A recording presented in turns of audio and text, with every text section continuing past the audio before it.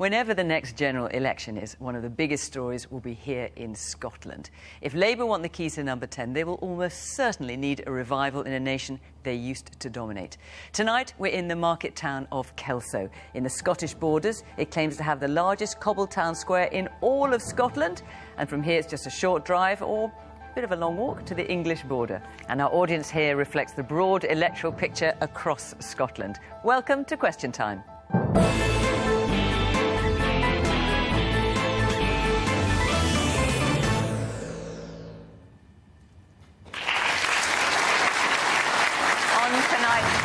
From the Scottish Government, Angela Constance, Cabinet Secretary for Justice and Home Affairs. That's mainly police, prisons and the courts, all of which are devolved to Scotland. She previously had stints as Minister for Drugs Policy and Education. Meghan Gallacher has been Deputy Leader of the Scottish Conservatives for nearly 18 months. The UK party may be in power at Westminster, but they are the second biggest party in the Holyrood Parliament, with around a quarter of the seats. Leading Scottish Labour is Anna Sarwar. The Glaswegian was a dentist until entering professional politics in 2010. Having dominated Scotland for much of the 20th century, his party is now third biggest at Holyrood, with just 2 Scottish MPs at Westminster, although the polls suggest a revival. Kate Andrews is economics editor and columnist at the right-leaning magazine The Spectator.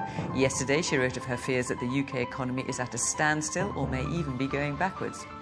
And in Stephen Noon's 20 years in politics, he was a senior advisor to First Minister Alex Salmond and then chief strategist behind the Scottish independence campaign. He then quit to do God's work, training to be a Jesuit priest. He's now left the Jesuits and is in academia.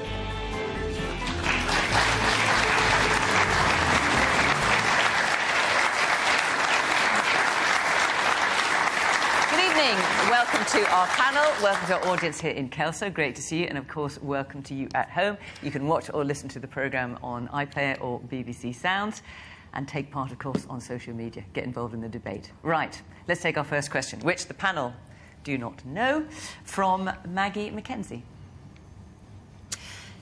Given its different factions, for how much longer can the Conservatives remain as one credible, singular political party?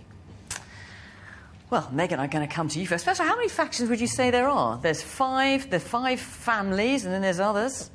Look, can you count them all? Look, I think I can certainly admit that it has been a difficult time for my party.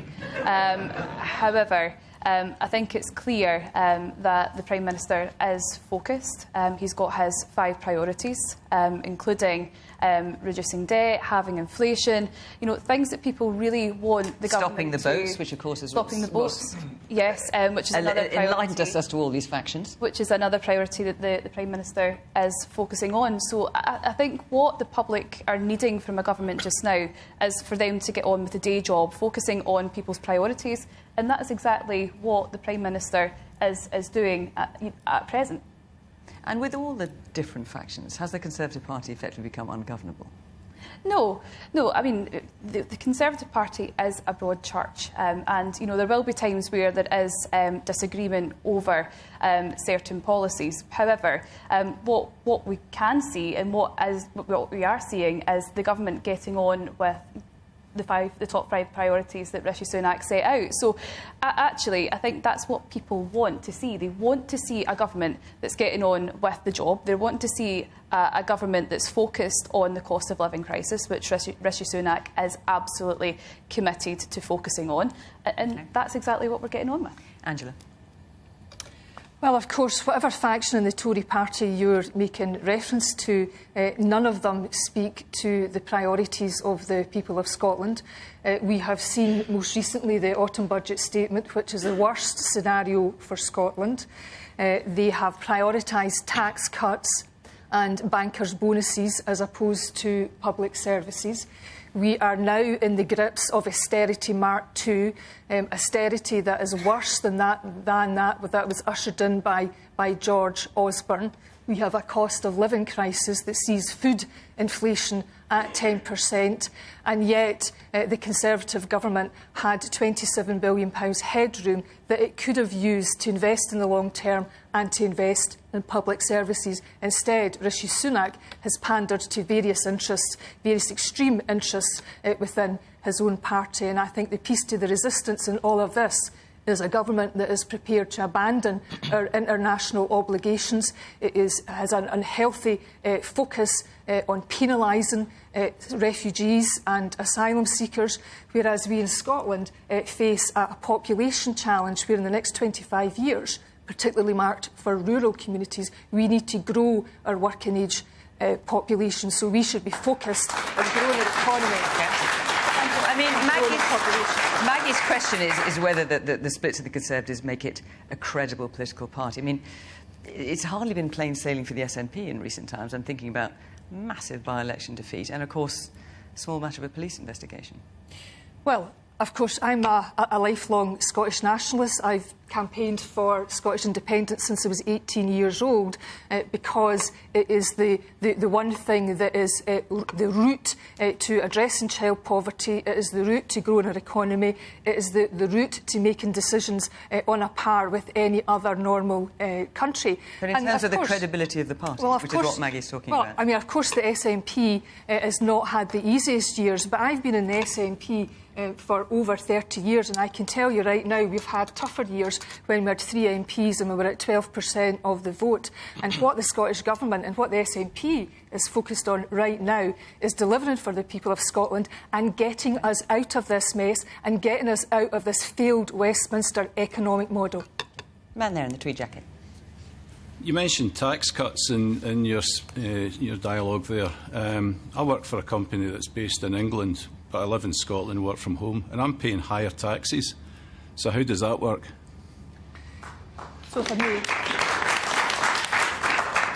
So while the Scottish Government has limited powers in taxation, we don't have the full range of taxation powers. I am pleased and proud of the fact that we have the most progressive income tax policy in Scotland. I myself earn a good wage and I'm perfectly happy to be paying more to be investing in public services. And will people in Scotland be paying more tax? Because, of course, there's been talk today that the First Minister is going to introduce a new tax band.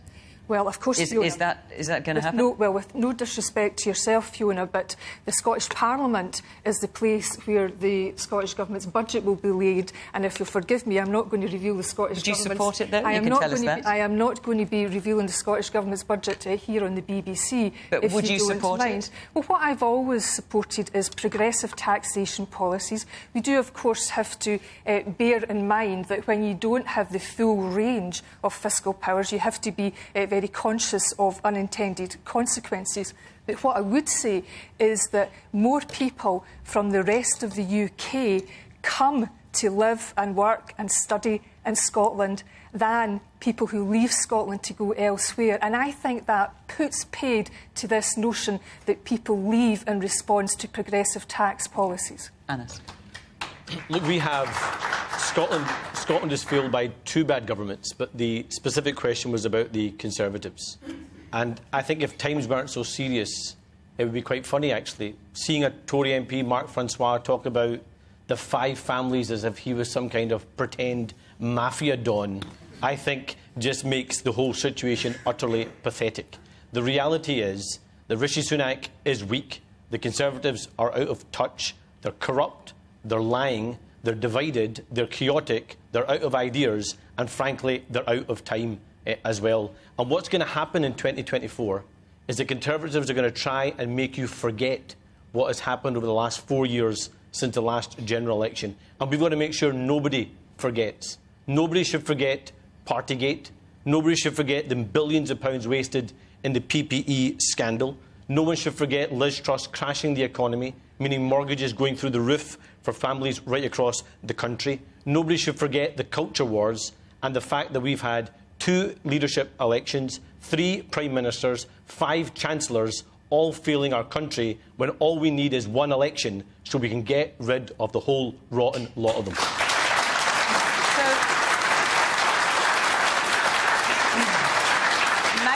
question is about the splits in the Conservative Party. I've already spoken to Angela about the SNP. In terms of Labour, of course, there are splits over Gaza. You've taken a different position to the Labour leader, Keir Starmer. He does not support a ceasefire. You do support a ceasefire. Well, look, there are splits there too. Well, look, actually, Keir, what we're all united on is the fact that we want to see a peace process in the Middle East. You do, but you're divided on how you want to get there. And look, Keir is actually calling for a cessation of all hostilities, but I'm really, really clear that right now we have a tragic situation. In the last 60-plus days, we've had 1,400 Israelis losing their life, and we've had 18,000 Palestinians losing their life. And one loss of life of one innocent individual is one too many.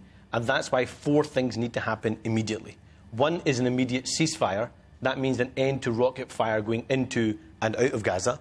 Second, immediate access to humanitarian aid, so people aren't literally starving and dying to death, dying because of starvation, or indeed dying because of a lack of basic medicines. We need to see the immediate release of hostages. There are still over 100 hostages in Gaza, and we have to see a pathway to a peace process. And just one final comment, Fiona.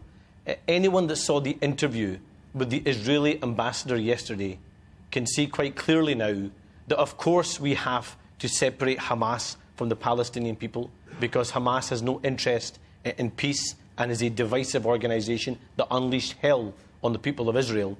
But we should be really clear that we have to separate Benjamin Netanyahu and his far-right government from the Israeli people, who have no interest in peace either. Until the reason I raised it is simply because of the difference in your approach to that of the party leader. And we're talking about Maggie's questions about splits within the Conservative Party. I'm just talking about the other parties too. Man there in the glasses. My instinct was to vote Conservative, and I voted Conservative in the last election, but I'm actually now quite embarrassed about it because of the behaviour of that party. And so today, what in particular embarrasses you? Well, it's the whole carry on, the infighting, Liz Truss, it's just absolute joke now. They need to move on. Now, my instinct as well is to be a unionist. I voted to stay in the European Union. I voted to stay in the UK Union. And I would like to vote for Labour here in the next election, but I feel like my vote will be wasted because of the electoral system that we have in the UK. So I just don't know what to do with my vote, actually. OK. All right. Well, let's see. I'll come back to you at the end of the programme, and let's see if anything you hear tonight gives you a clear idea of who you want to vote for. Right, I'm going to make a note of that. What's your name? It's Jim. Jim. OK, Jim. Let's see what you think by just the end. Added Jim to our target voter pool. Exactly. Now, there's a man here in a shirt with Christmas elves on, so I've definitely got to hear from you. What would you like to say? Going back to the original question about the fragmentation within the parties, I think it's a lot to do with our broken politics. And mentioning what the other gentleman's just said, in Scotland we've got proportional representation, and for me, if Labour put proportional representation in their manifesto, I would really consider actually voting for them. But at this moment in time, I wouldn't. And I think that's the big change that UK politics has to go through. All right. So, Stephen, let me come to you and let me remind you of the question. Yeah. Given its different factions, for how much longer can the Conservatives remain as one credible, singular political party? So I think this is the key point. I think proportional representation is the key point. So I think it is good for the Conservative Party, because I think the Conservative Party, to be its authentic self, needs to actually break away from the extreme. So there's a group on the extreme of the Conservative Party that's been drawing them rightwards, and that's not good for the Conservative Party or for the country. So PR exactly would allow that rump to exist on itself. And by that rump, you're talking about what, Suella Braverman? Is the sort of European Reform Group, whatever you call it, the UKIP Reform... European Research Group. European Research Group. So that sort of right-wing, isolationist, extreme section of the Conservative Party. So, look, thinking about the budget, there were some really excellent things in the autumn statement recently. So, for example, the reforms of pensions. I think that was a really sensible measure, and it represented, maybe the Conservative Party at its best. The Conservative Party in terms of the brand we might expect of it, which is interested in wealth creation, interested in business, interested in things like sensible reforms in the financial sector. But what we're getting from the Conservative Party is Brexit, madness on immigration, which is not good for the economy, And the Conservative Party has been pulled further and further and further to the right. So PR is the answer, but also I think the Labour Party's got responsibility as well to reach out across the divide. So Rishi Sunak's having to make deals on the right. He could also make deals in the centre.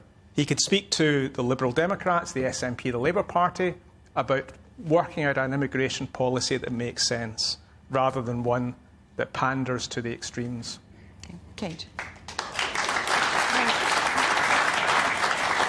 Very quickly want to address the question on tax before I get to factions, because whilst the state of public finances in Whitehall is pretty abysmal, Rishi Sunak and Jeremy Hunt worked hard to actually deliver meaningful tax cuts for both business and for workers.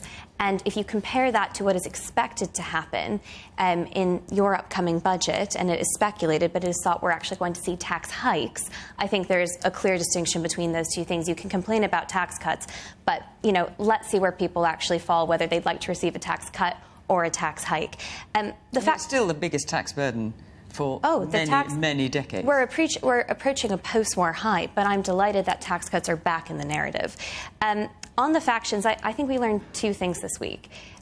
We realised that the Tories, despite making some very loud noises and being very disappointed about the polls and where their party is at, I think we realised that at the moment they still think Rishi Sunak is the right person to take them into the next election. Because if they didn't, I think we would have seen something much more radical happen around that vote on the Rwanda bill in its second reading. Despite all these factions, we learned something else as well. You know, we've got a faction that wants to relive the Brexit days. We've got a faction focused on more northern investment. We've got a faction trying to revive the Trussonomics era. They claim to be very different, but they've all, broadly speaking, accepted, albeit they want tweaks, a cruel gimmick designed under Boris Johnson to deport asylum seekers to Rwanda and never let them have a chance to have a pathway to stay in the UK. And that cruel gimmick has become a central part, the centerpiece, if you will, of Tory public policy and what they plan to run the next election on. And I think it is truly baffling, and I don't think it's right-wing, frankly, because the best of the right, to your point, embraces the individual, understands difficult circumstances, and wants to help those most in need. You don't come up with gimmicks that are going to put, at most, several hundred people on a flight at the cost of £170,000 per person taxpayer money, and send them off to Rwanda as some kind of solution to your broken asylum policy. So I think we learned those two things this week, and I got to tell you, certainly on the second one, I'm incredibly disappointed. Okay. Right. I'm going to move on and take another question. Before I do, I just want to say that this is our last programme before Christmas, but we are already planning next year's programmes, of course, and our first one of the new year is in Oxford on January the 11th. So if you'd like to be in the audience, go to the Question Time website, follow the instructions, and hopefully we will see you in Oxford, January the 11th. Our next question, then, from Henry Bateson. As the Scottish National Party's support dwindles, and the polls suggest Labour filling the void, is independence now a pipe dream? Well, obviously I'm going to ask you first, Angela. Well, thank you very much for that, Fiona, and thank you to the gentleman for the question. Independence is not a pipe dream. Independence for the future of our country remains a popular option, and in terms of recent polls, it's either narrowly ahead or narrowly behind. And the focus in terms of the Scottish National Party is on transformational change. The current Westminster Field economic model is crippling our country.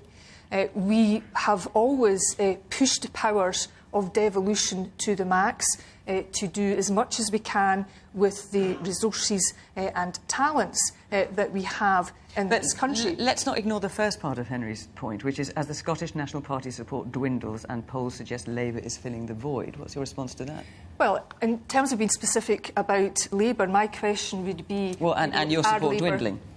Well, I will come to that point, because I would dispute that point, bearing in mind that the Scottish National Party is the only party that will campaign head, heart and soul for the independence of this country.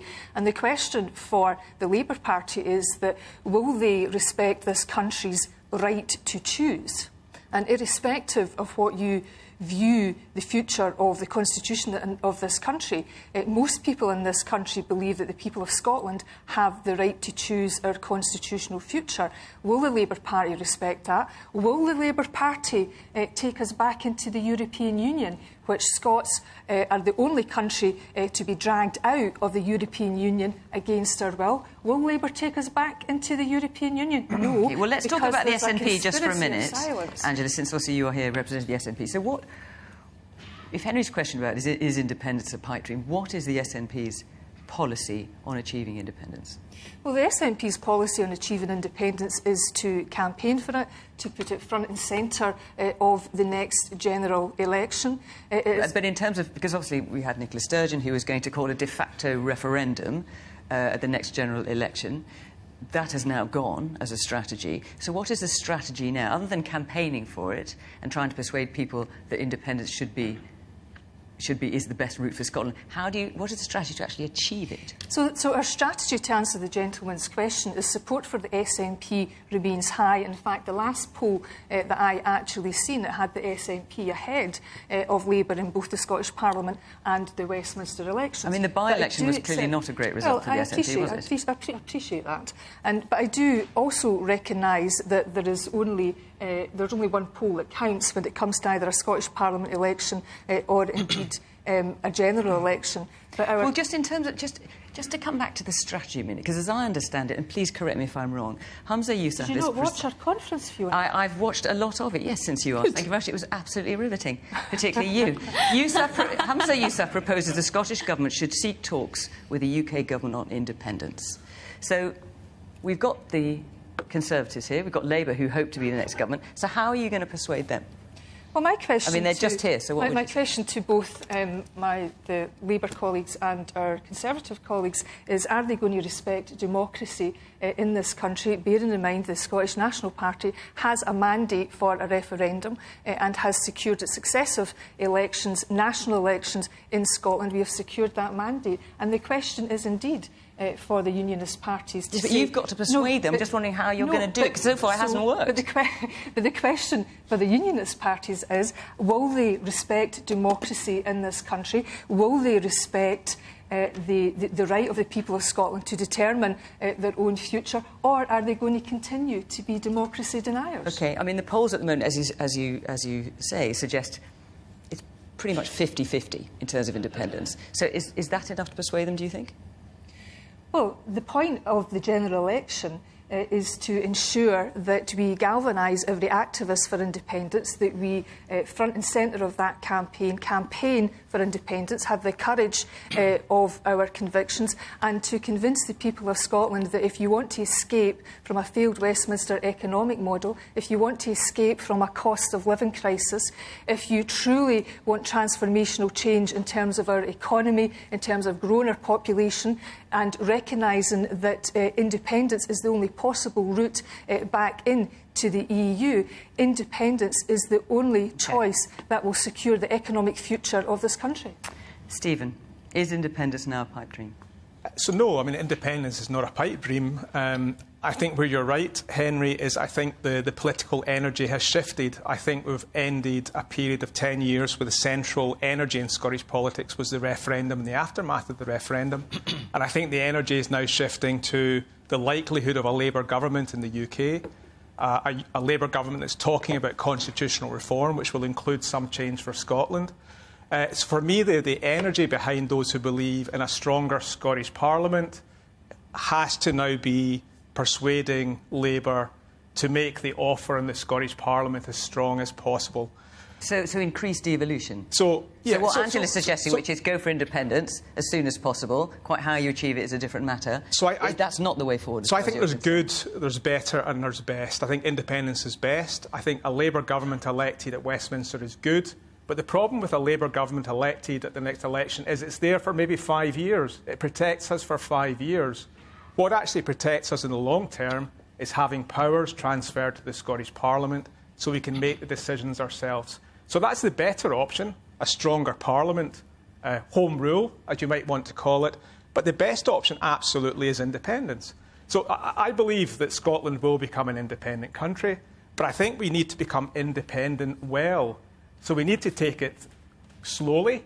I think we need to do it in steps. So one of the lessons of Brexit is that if you leave the union in conflict with your neighbour, if you leave it with no plan in place, you end up with a bad result. So I want independence to happen in a way that is unifying in Scotland.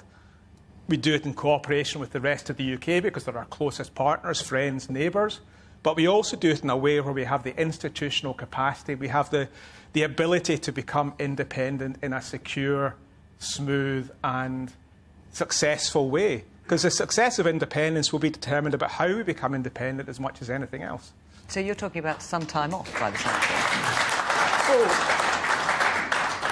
So it may take 10 years, it may take 15 years, it may take 20 years. But we become stronger, we take on more powers, we work out what we need, what levers we need in Scotland in order to deal with the pressing problems in Scotland.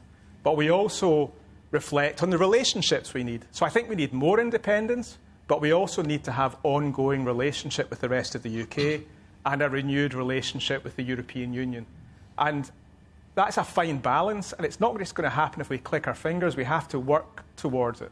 Okay. I think, we have to take it slightly more slowly than the SNP is maybe arguing for publicly at the moment. Which is interesting, given that you were the chief strategist for the Yes Independence campaign. But this is where you. This is the point I you've still reached now. believe passionately in independence, but I want us to become independent in the best possible way. Well, let's look. There's quite a few hands up. Let's hear from someone. The woman at the back.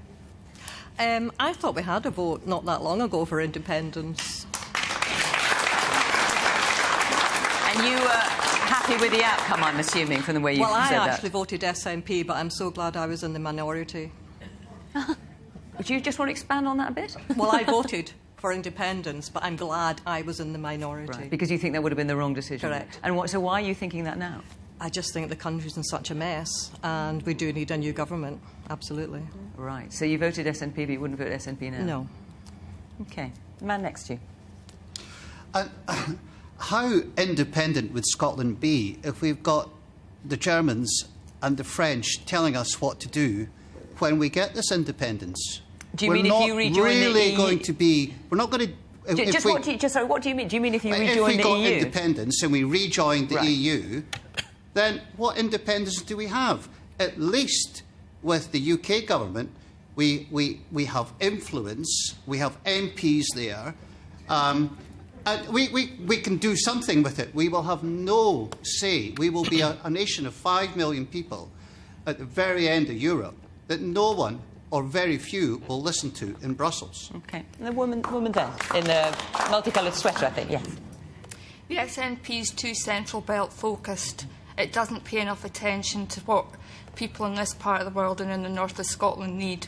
And until then, I don't believe borderers or people in the north will focus on independence.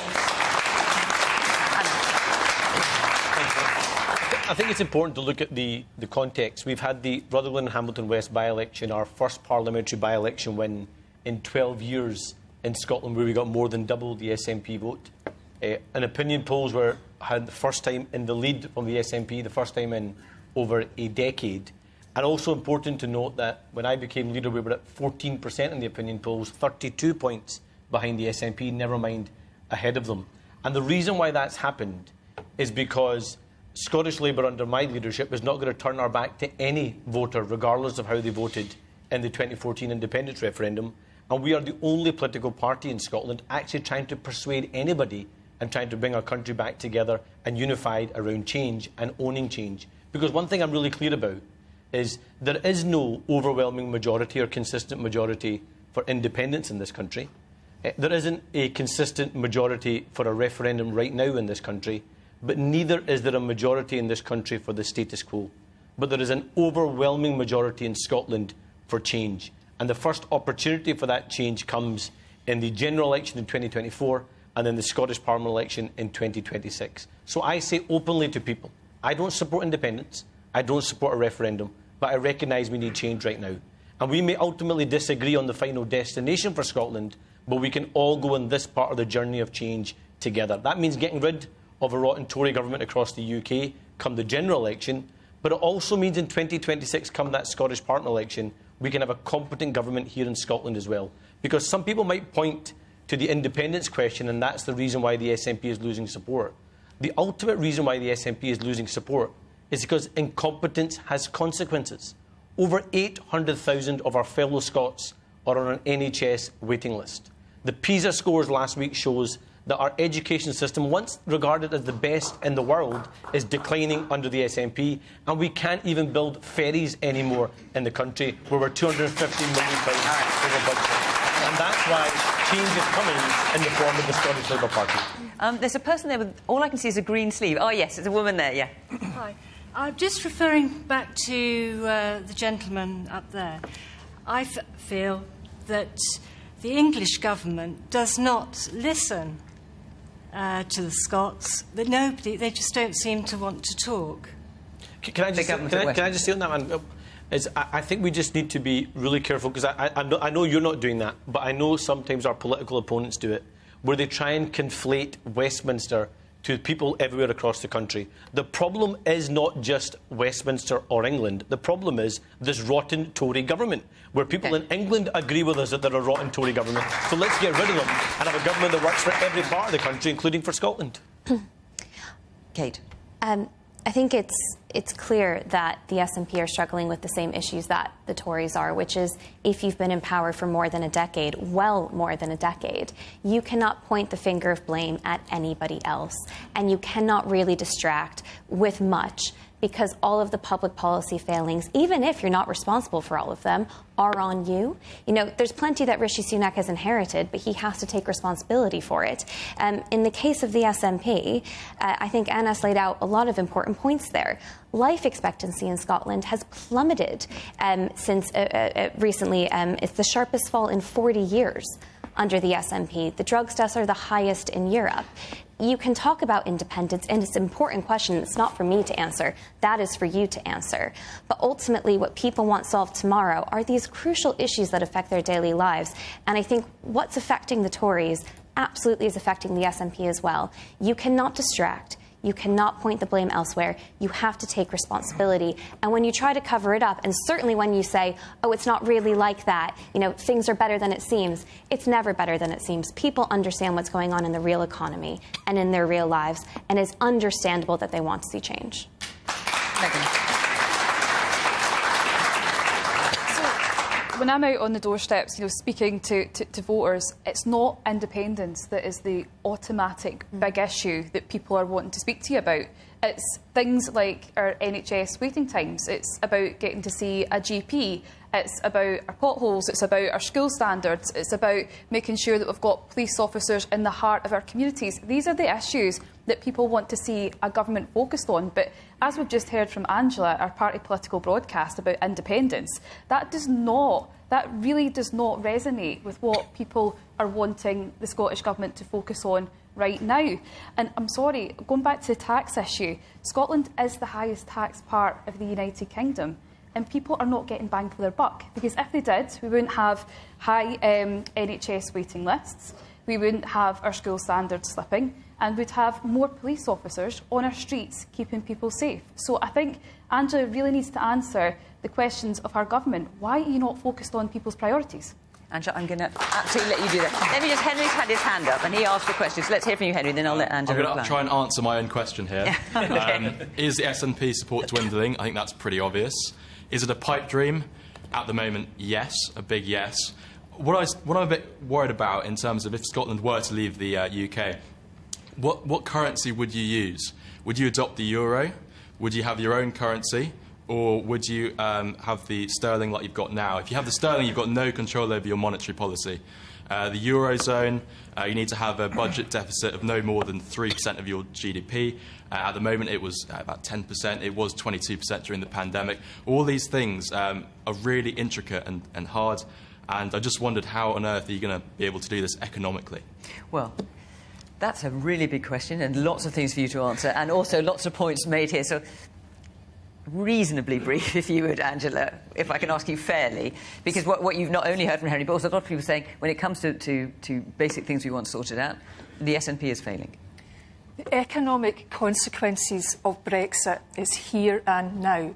And here and now, our economy has shrunk, across the UK, by the way, between 2.5% and 5%. That has taken billions of pounds out of the economy across the UK. So there is a conspiracy of silence here where neither the Labour Party or the Tory Party... Please let me finish. I didn't. I'm going to get to our record. I'm going to get to our record. But there's a conspiracy of silence amongst the Conservatives and the Labour Party. They don't want to talk about the cost of Brexit, the economic cost of Brexit, because neither of those parties will respect the democratic will of Scotland to take us back into Europe, or indeed the fact that most people across the UK, according to polls, if you believe polls, now think it was a mistake to leave Brexit. And in terms of what we are doing right here, right now in Scotland, the Scottish Child Payment is now lifting 90,000 children out of poverty, and I am happy to pay more tax to lift children out of poverty. But devolution has its limits. And please, ladies and gentlemen, make no mistake about it. If you think austerity under George Osborne was hard, you ain't seen nothing yet, because there is a failed economic model that we are tied to through the Westminster government. And in terms of those normal powers of independence, the point of independence is to make different choices so that we give all of our children more choices, more chances, and we make decisions about our relationships, yes, with our nearest friends and neighbours south of the border, but also with our friends and neighbours across Europe, because the UK government has imposed boundaries and barriers to this country reaching its true potential. So, Angela, thank you. I'm going to come on to another question, which a number of people have touched on, so let's deal with it head on, from Paul Copson. Scottish schools are no longer top of the class, and according to last week, are in steep decline. What can be done to reverse the current trend? Anas, let's kick off with you. Well, I think, first of all, in answer to that question, but also following up from what Angela said, is for how long are we going to blame somebody else in this country? That's all the SNP seem to do. They've been in full control of our education system for 16 years, but want to blame somebody else. They've been in full control of our National Health Service for 16 years, and we've got record high waiting times. They've been in control of our housing. OK, but Anas, let's stick to the question, which is about education. 30,000 families are homeless right now in Scotland. Let's stick to the question about education. Specifically on education, one, the government's taken its eye off the ball. It should never have withdrawn us from the other international league tables, so we couldn't measure ourselves against excellence in other countries. That was an absolute mistake. And the reason why they did it is because they didn't want to be held to account. Right now, we have got to make sure that we are fixing our education system. That means appropriate numbers of teachers. It means appropriate numbers of support staff. For example, assisted support needs teachers in our schools. You have seen the number of children that require additional support needs almost quadruple in our country, but you've seen the number of ASN teachers fall by 200 under the SNP's watch. They're not properly resourced local government. That means less resources in our classrooms, and they have not linked skills, the economy and our education system together, meaning we have lagging growth compared to other parts of the United Kingdom. So where are you going to find the money for that, Anas? So first and foremost, we have to get growth back into our economy. Because but that's going to take quite some time. No, and I accept that. So what will happen? Should people, if Labour gets in at the next general election, should people just expect that for the first 3 or 4 years, nothing's really going to change? I think we should be upfront and straightforward with people right across the country, and not make promises we can't keep, and recognise that it is going to take time to fix the mess that's been left for us by the Conservatives across the UK and by the SNP here in Scotland. And so, therefore, growing the economy has to be front and centre, because unless you can increase the size of the cake, unless you can get more money coming into the coffers, you aren't able to invest in reforming our services right across the country. And once we do get that growth, we have to make sure that growth is shared fairly right across every part of the country and used to reform our public services. But the SNP can't hide from their responsibility about delivering growth in here in Scotland as well. Stephen. Let me remind you of the question. Scottish schools are no longer top of the class. According to last week's... Incidentally, for those of you not aware, this is a reference to the latest PISA report, which is an international study of 15-year-olds and has been going for many, many years, and it revealed a long-term decline in Scotland's performance when it came to reading, maths and science. over some significant period.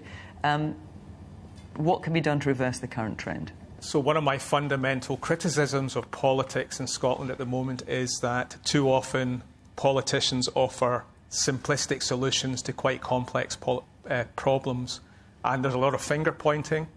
So I would say that the problem in Scottish education is a responsibility of all of us. I think there's obviously a responsibility which is the Scottish Government. They've got a policy, the Parliament, it's a policy responsibility. Education, if you look at the COSLA, the local government website, education is largely a local government responsibility. That's not to point the finger at them, but it's to say there's a role for councils as well. There's a role for teachers, but there's also a role for parents and for those of us who support kids. So I think we've got to see the educational success of young Scots as being a collective responsibility. But that's true across the entire United Kingdom. Absolutely. But when you come and look at the PISA report, Scotland is doing particularly badly compared to England. I mean, what I would say is, well, we made a choice in Scotland. So in England, they made the choice to teach to test. So you go into an English classroom and you'll see somebody teaching to the test. In Scotland, we made a choice to teach to learn or to teach to think. And I think that's the better choice. We can debate whether the implementation of it has been correct, but for me, that's a better way of preparing kids for the complexities of the modern world. OK. Man there in the glasses. There's a huge disconnect between what goes on in the government making the decisions and what actually goes on in the schools. My wife worked in early years education for many years.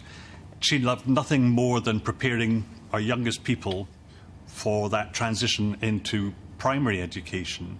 And it's what got her out of bed every morning for it. But people in government decided to bring in new policies and new legislations and new ways of doing things. Are you talking about the National Curriculum for Excellence? Is that what you're referring to? No, this is even below that. Right, OK. With nursery children. And it's some of the ridiculous things that what they did was they said, right, we're going to take out nursery teachers. We will no longer have nursery teachers, but we will have early years practitioners.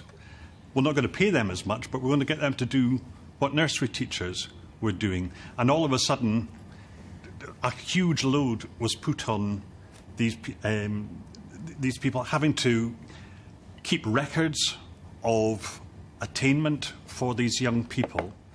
And they weren't being able to actually spend the time with them to nurture them because they're too busy doing observations. Can they draw a line? Can they colour in between the lines? Can they do this? Can they do that? And if I can... So basically it took the wrong approach, is what you're saying, in the early years. They took the wrong approach, and what they need to do is to actually get out there, see what goes on in schools, and make plans from there. Okay. Man at the back in the blue sweater.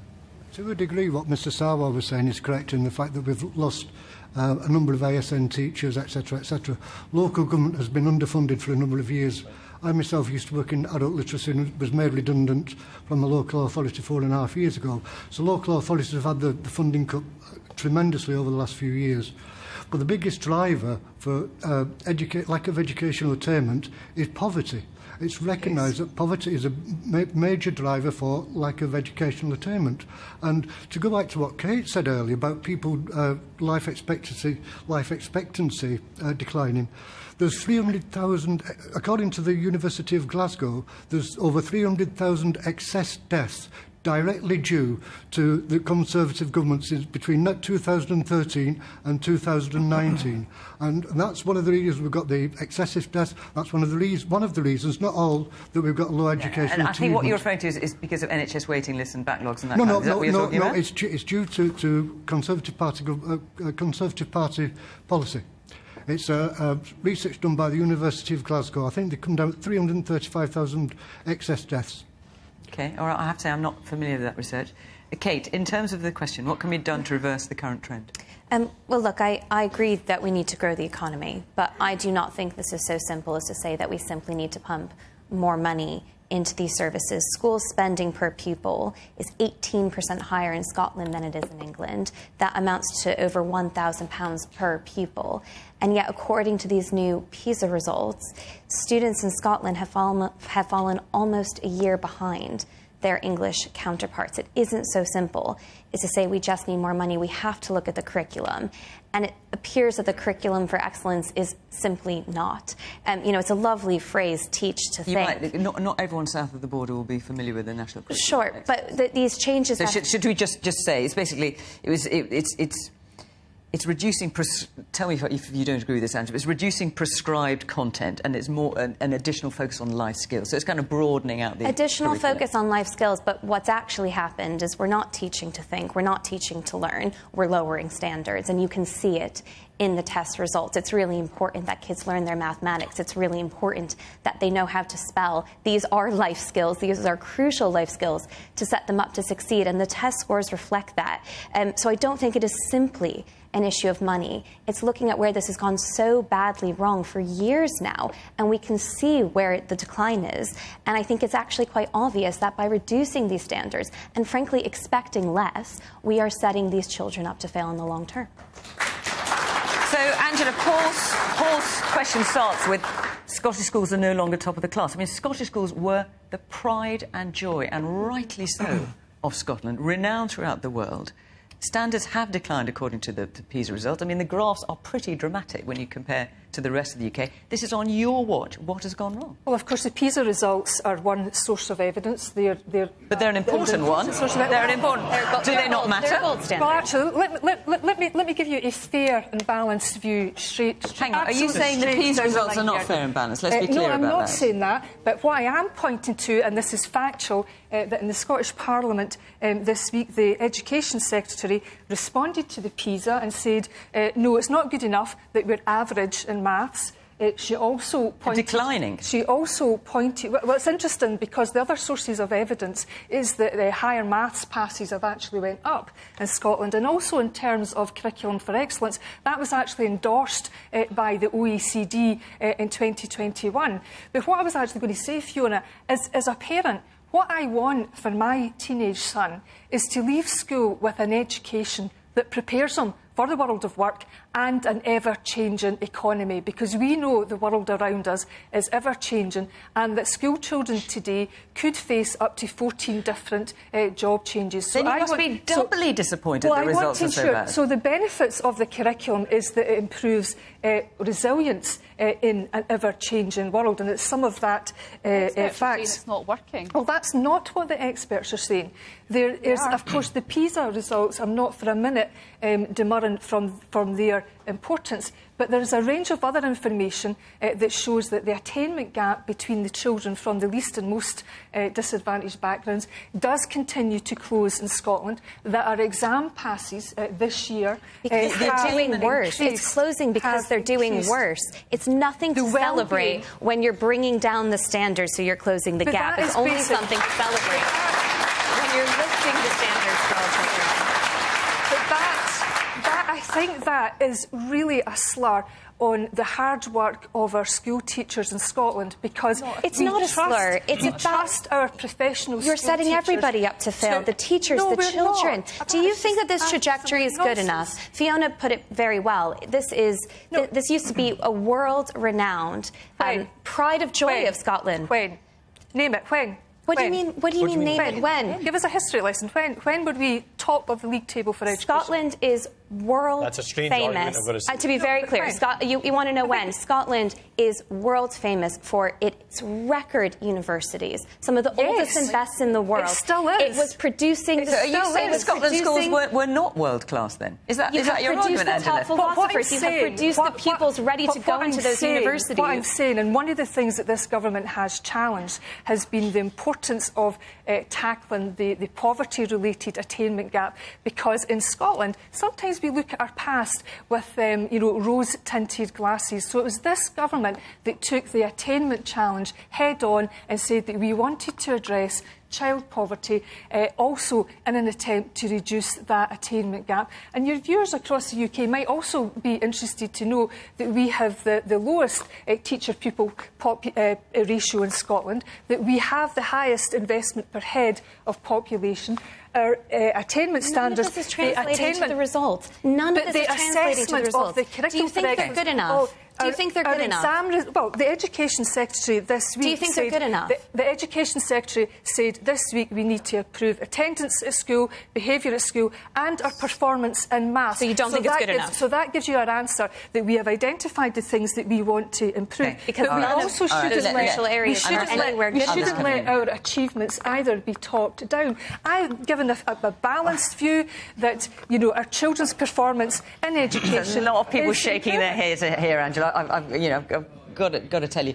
Meghan, do you want to come in there? You let Angela talk for a long time. I think Angela's trying to defend the indefensible when it comes to the SNP's track record.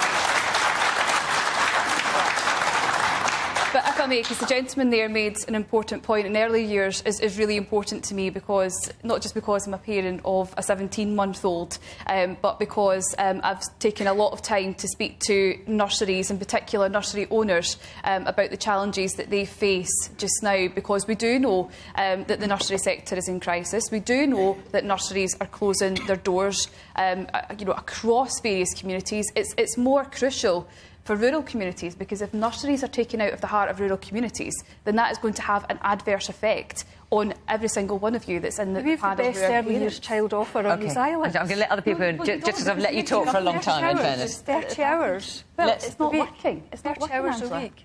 Man there in the check shirt. And speaking to teachers, one of the things that I'm hearing on a regular basis is that bureaucracy from the Scottish Government is taking up far more time than they are actually teaching in classrooms. And the bureaucracy side and the prescriptive nature of education now is leading to them being disenfranchised, and it's high time that teachers were actually valued and empowered to teach. Can I check? Have we got any teachers in the audience here? Unusually not. Often we have quite a few. Sorry, put your hands back. Yes, the man in the cap there. Yes, thanks. The curriculum for excellence is one of those things that sounds brilliant on paper. You can't really argue with it. It just sounds like a fantastic way of bringing children on. But how much actual evidence is of how efficacious it is? Because I know that they introduced it in Sweden, and a similar thing happened with results in that they went down. There's parts of France they've introduced it in, parts of Canada they've introduced it in, and again, the same thing happens, that attainment comes down. So what evidence is there that it actually works, and will there be a review to go forward before it slips any further? So there was evidence published this week, evidence that came from teachers, from classroom teachers, based on the professional judgment of classroom teachers, that shows that the performance curriculum level by curriculum level 1 to 4 is improving, and in particular in our primary schools. So there is another important strand of information, I'm only arguing that we take it all in the round, that demonstrates progress within our schools. Let me take one final question. We've only got about 6 minutes, but I'm going to try and squeeze it in, from Callum Todd. Yes. Earlier in the week, Keir Starmer said this was the worst cost of living crisis in decades. What would the Labour Party do to reverse this? Right, so Anna, so you've already partly answered this because you've talked about productivity, but people may feel they haven't got years to wait. No, but it's a really important question, and that's why we, of course, have to have the longer-term plan, but we have to give families immediate support right now. So how will you do that, and how will you fund it? So the perfect example is bringing down energy bills. That's why we support the windfall tax on the massive profits that oil and gas companies are making, unexpected profits because of what's happening around the world, and we would use that money to put it directly into people's pockets. That would save the average family around £1,400 a year. That's just one example. And then longer term, how do we bring down people's bills and create jobs at the same time? That is by going hell for leather for clean energy by 2030. That doesn't mean turning off the taps of our oil and gas industry.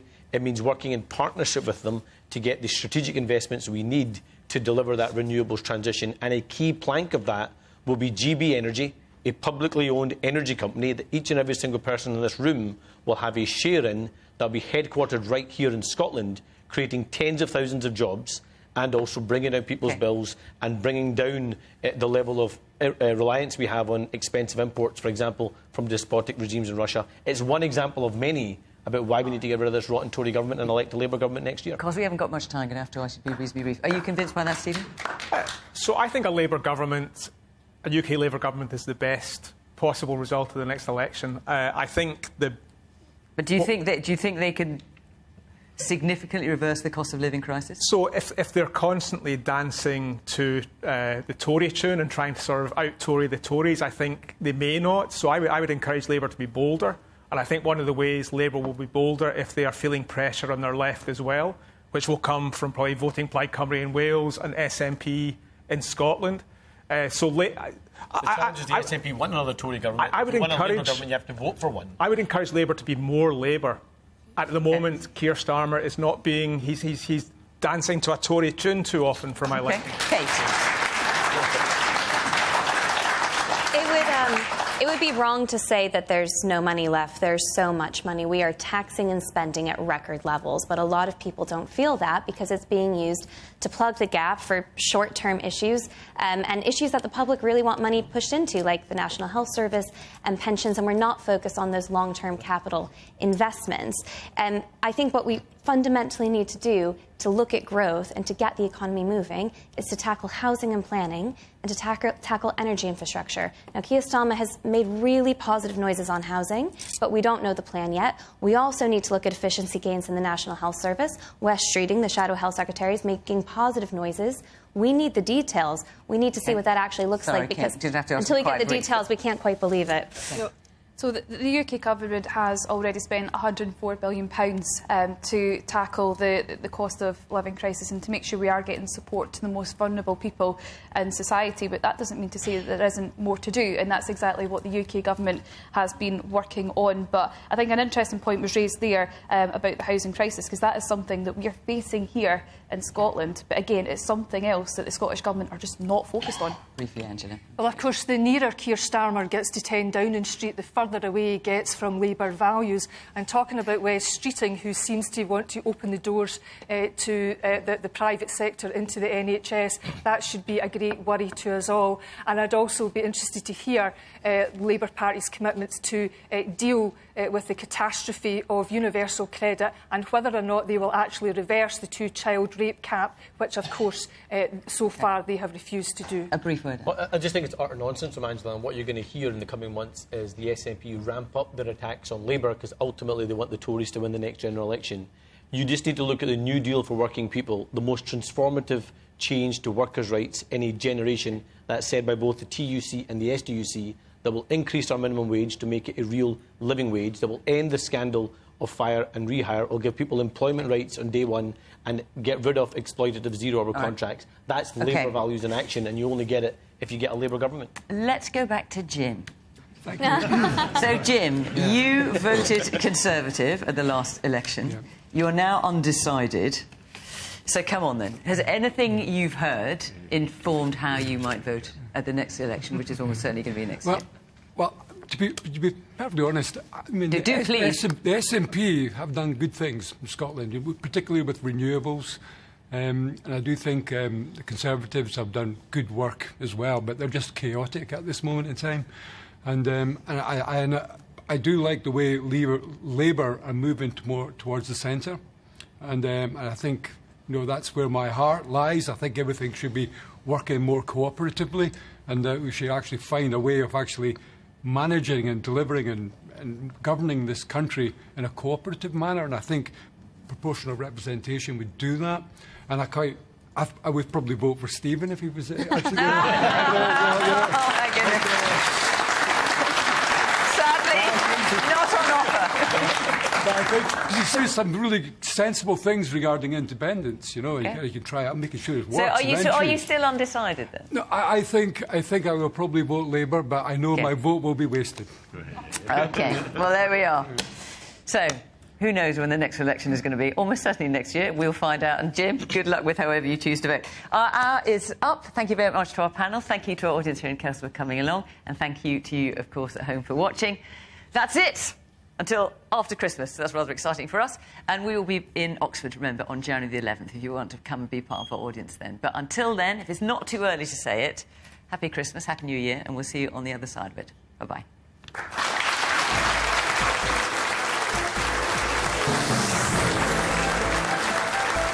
From the Rwanda bill to the next general election, more big questions next on BBC One in Newscast.